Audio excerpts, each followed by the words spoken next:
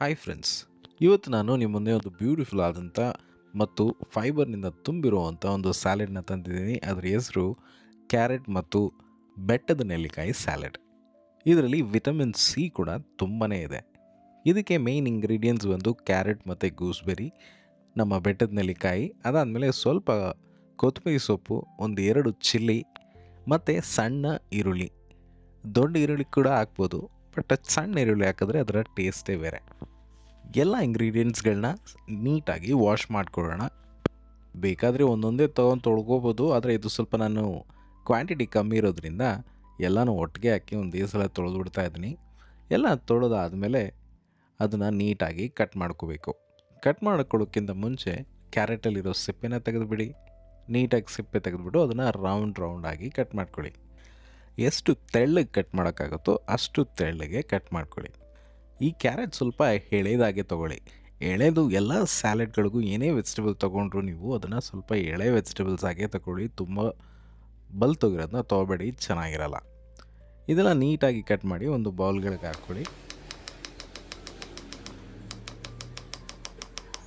ಅದಾದಮೇಲೆ ನಮ್ಮ ಬೆಟ್ಟದ ನೆಲ್ಲಿಕಾಯಿನೂ ಕೂಡ ತೊಗೊಳ್ಳಿ. ಅದನ್ನು ಕೂಡ ಎಷ್ಟು ಸಣ್ಣದಾಗಿ ನೀವು ಕಟ್ ಮಾಡೋಕ್ಕಾಗತ್ತೆ ಅಷ್ಟು ಸಣ್ಣದಾಗಿ ಕಟ್ ಮಾಡ್ಕೊಳ್ಳಿ. ಅದರಲ್ಲಿ ದೊಡ್ಡ ಬೀಜ ಇರುತ್ತೆ, ಆ ಬೀಜ ಯೂಸ್ ಮಾಡೋ ಅವಶ್ಯಕತೆ ಇಲ್ಲ. ಆ ಸೈಡಲ್ಲಿರೋದನ್ನ ಮಾತ್ರ ನೀಟಾಗಿ ಕಟ್ ಮಾಡಿಕೊಂಡು ಅದನ್ನು ನೀಟಾಗಿ ತೆಳ್ಳಗೆ ಕಟ್ ಮಾಡ್ಕೊಳ್ಳಿ.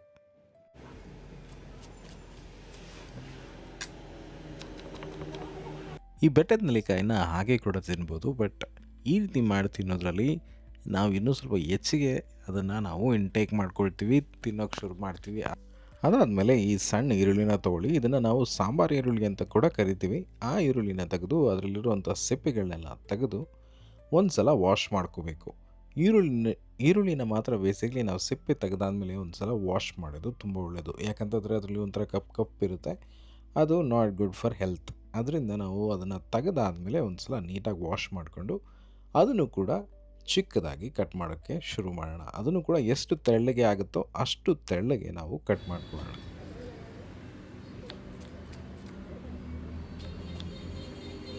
ಇದನ್ನು ಕೂಡ ಮಿಕ್ಸಿಂಗ್ ಬೌಲಲ್ಲಿ ಹಾಕ್ಕೊಳ್ಳೋಣ. ಅದಾದಮೇಲೆ ಮೆಣಸಿನಕಾಯಿನ ತಗೊಂಡು ನೀಟಾಗಿ ಚಿಕ್ಕದಾಗಿ ಚಾಪ್ ಮಾಡೋಣ. ಈ ಮೆಣಸಿನ್ಕಾಯಿ ಬಂದು ಆಪ್ಷನಲ್, ಬೇಕಾದರೆ ಹಾಕ್ಕೋಬೋದು, ಇಲ್ಲ ಅಂತಂದರೆ ಬೇಡ. ಹಾಗೂ ಕ್ವಾಂಟಿಟಿ ಕೂಡ ನಿಮ್ಗೆ ಎಷ್ಟು ಬೇಕೋ ಅಷ್ಟೇ ಹಾಕ್ಕೊಳ್ಳಿ. ನಾನು 2 ಚಿಲ್ಲಿ ಯೂಸ್ ಮಾಡಿದ್ದೀನಿ, ನಿಮಗೆ ಬೇಡ ಅಂತಂತಂದರೆ ಒಂದೇ ಒಂದು ಯೂಸ್ ಮಾಡಿ.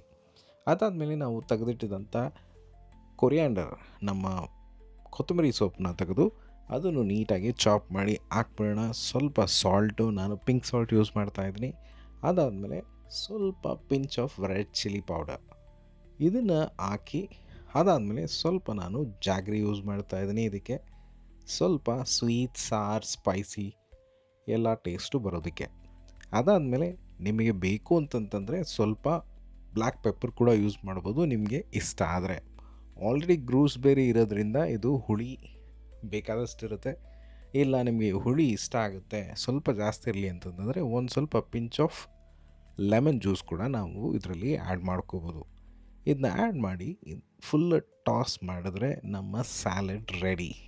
ಬನ್ನಿ ನಮ್ಮ ಫ್ರೆಂಡ್ ಏನು ಹೇಳ್ತಾರೆ ನೋಡೋಣ. ನಾನು ಟ್ರೈ ಮಾಡಿದೆ, ತುಂಬಾ ಚೆನ್ನಾಗಿತ್ತು. ನೀವು ಈ ಸ್ಯಾಲೆಡ್ನ ಮಾಡಿ ಟ್ರೈ ಮಾಡಿ, ಹೇಗಿತ್ತು ಅಂತ ನಮಗೆ ತಿಳಿಸಿ. ದಿನ ಒಂದು ಸ್ಯಾಲೆಡ್ ನಿಮ್ಮ ಮೀಲಲ್ಲಿ ಆ್ಯಡ್ ಮಾಡ್ಕೊಳ್ಳಿ. ಬಾಯ್, ಟೇಕ್ ಕೇರ್.